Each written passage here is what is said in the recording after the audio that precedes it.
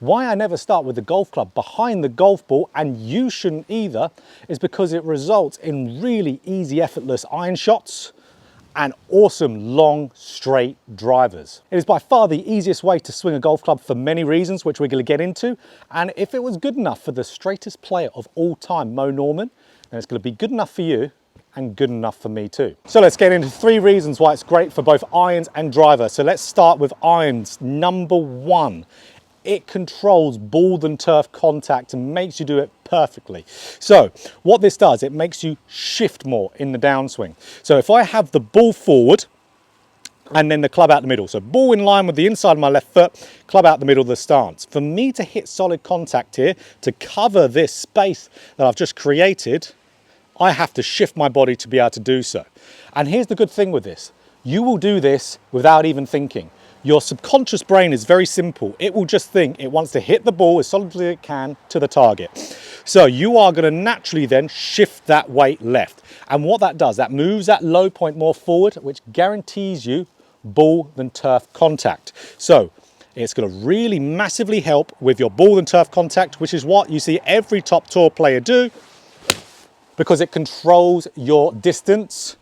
And it's the best way to hit those nice crispy iron shots. You will do it automatically doing that. So the second reason, it controls your club path. So again, the ball at the front of your stance, club out the middle. So okay, if I have that big gap between club and ball, with that ball really far forward, if I'm an over-the-top golfer, I am going to massively struggle to be able to hit that ball solidly. Because if I really have an extreme out-to-in path, I'm most likely going to toe shank the golf ball or extremely mishit it. So let's say I have a very inside path now. Golfer really stuck on the inside. Again, I'm probably going to toe shank it or really hit a poor strike. Because that ball being that far forward, I have to really make sure my club path is coming down neutrally to be able to hit that ball square on. So it really controls your club path. So already it really helps with your ball striking, ball and turf, and your shot curvature. Ball at the front, club out the middle.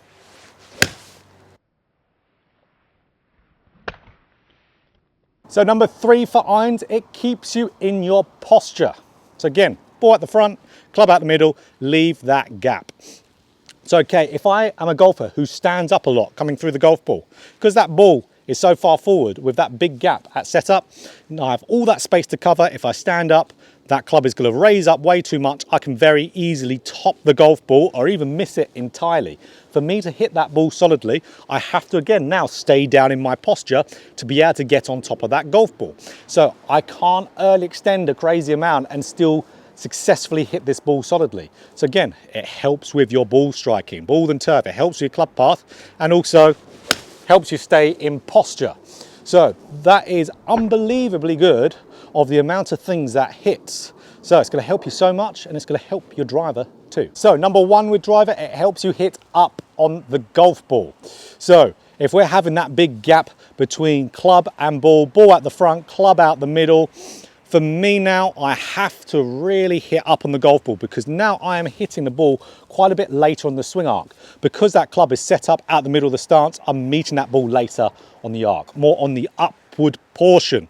So it's naturally just going to help me hit more on the up, which was one of the main reasons why Mo Norman did it. And why Mo Norman could still hit the ball so far, for he wasn't the tallest of guys out there, quite a small guy, but as well, he didn't have the longest swing in the world. So he didn't have the massive power movements there, but he did the efficient things right. Hitting up on the golf ball is what it's going to massively help with. And that's going to help you big time to be able to create much more distance, higher launching shots, lower spin, which we all need to do to maximize the distance that we can produce. Now, number 2 is 2 and 3 of the irons. It applies the same with driver. It really helps you keep that club nicely on path. You can't be massively over the top and still expect to hit that ball decently. You can't be massively from the inside. You really have to neutralize that path to have a more square on strike there going through the golf ball with this ball at the front, club out the middle. So it really helps keep everything much more neutral. So that means you're going to be hitting the ball higher and longer because of the hitting up, and a lot straighter as well, with less curvature on the golf ball.